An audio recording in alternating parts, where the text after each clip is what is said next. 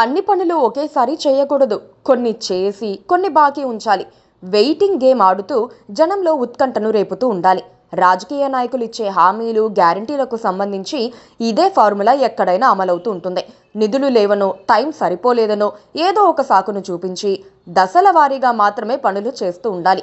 చివరకు మంత్రివర్గ విస్తరణ అయినా సరే అదే ఫార్ములాను అమలు చేస్తే ముఖ్యమంత్రికి పార్టీలో రెబల్స్ బెడద నుంచి కాస్త ఉపశమనం కలుగుతుంది. అందుకే రేవంత్ రెడ్డి ఇప్పుడు కేబినెట్లో ఖాళీలు మొత్తాన్ని భర్తీ చేయకుండా గేమ్ ప్లాన్ ఆడాలనుకుంటున్నట్లుగా తెలుస్తోంది. తెలంగాణ కేబినెట్లో 6 ఖాళీలున్నాయి. వాటి భర్తీపై 6-7 నెలలుగా చర్చ జరుగుతూనే ఉంది. ఆశావహుల్లో చాలా మంది సీఎం అధిష్టానం చుట్టూ చక్కర్లు కొడుతున్నారు.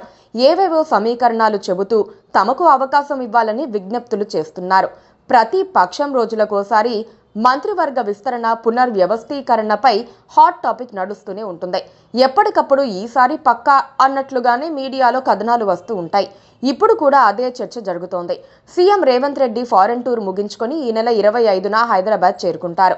మరుసటి రోజు రిపబ్లిక్ డే సందర్భంగా రైతు భరోసా, ఆత్మీయ భరోసా, ఇందిరమ్మ ఇళ్ల పథకాలతో పాటు రేషన్ కార్డుల పంపిణీని ప్రారంభిస్తారు.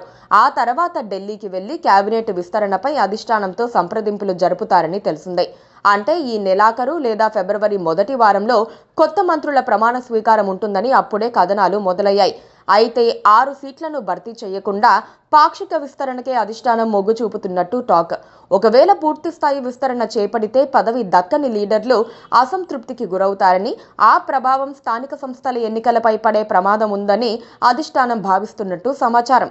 అందుకే 2 లేదా 3 కేబినెట్లోకి తీసుకుని మిగతా ఖాళీలను పెండింగ్లో ఉంచాలని ప్లాన్ చేస్తున్నట్లు తెలిసిందే. దీంతో మంత్రి పదవులు దక్కని లీడర్లు ఖాళీగా ఉన్న స్థానాల్లో తర్వాతైనా తమకు చోటు దక్కుతుందనే ఆశతో ఉంటారని అంచనా వేస్తున్నారు.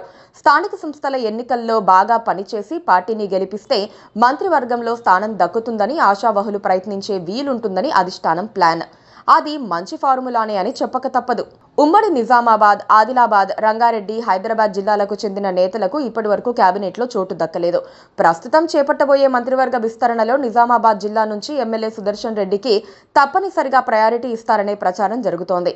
ఆదిలాబాద్, రంగారెడ్డి జిల్లాల్లో సామాజిక సమీకరణాలు కుదిరితే ఆ జిల్లాల నుంచి సైతం నేతలకు అవకాశం దక్కనుంది. లేదంటే పెండింగ్లో పడే ఛాన్స్ ఉంది. బీసీ సామాజిక వర్గానికి చెందిన మక్తల్ ఎమ్మెల్యే వాకిటి శ్రీహరి పేరు పరిశీలనలో ఉందనే ప్రచారం జరుగుతోంది. పార్లమెంటు ఎన్నికల సమయంలోనే ముదిరాజ్ సామాజిక వర్గం నుంచి ఒకరిని కేబినెట్లోకి తీసుకుంటామని శ్రీహరిని దృష్టిలో పెట్టుకునే సీఎం రేవంత్ ప్రకటించారని ఆ వర్గం లీడర్లు గుర్తు చేస్తున్నారు. ఇప్పటి వరకు మంత్రివర్గంలో మైనారిటీలు లేకపోవడంతో ఎమ్మెల్సీ అమీర్ అలీ ఖాన్కు అవకాశం దక్కుతుందని టాక్.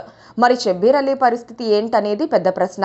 సీఎం రేవంత్కు అత్యంత సన్నిహితుడైన షబ్బీర్ అలీ మంత్రి పదవిపై ఎన్నో ఆశలు పెట్టుకున్నారట.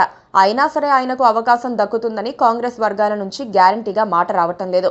ఆయన చేసిన త్యాగాలకు తగిన ఫలితం ఉండాలని కాంగ్రెస్ పార్టీలో షబ్బీర్ అలీ అనుచరులు వాదిస్తున్నప్పటికీ అక్కడ పెద్దగా కదలిక లేదు. ఇక రెడ్డి సామాజిక వర్గం మళ్లీ ఆశలు పెట్టుకుంది. ఇప్పటికీ సీఎం రేవంత్ రెడ్డి కాకుండా మరో 3 రెడ్లు కేబినెట్లో చోటు దక్కించుకున్నారు.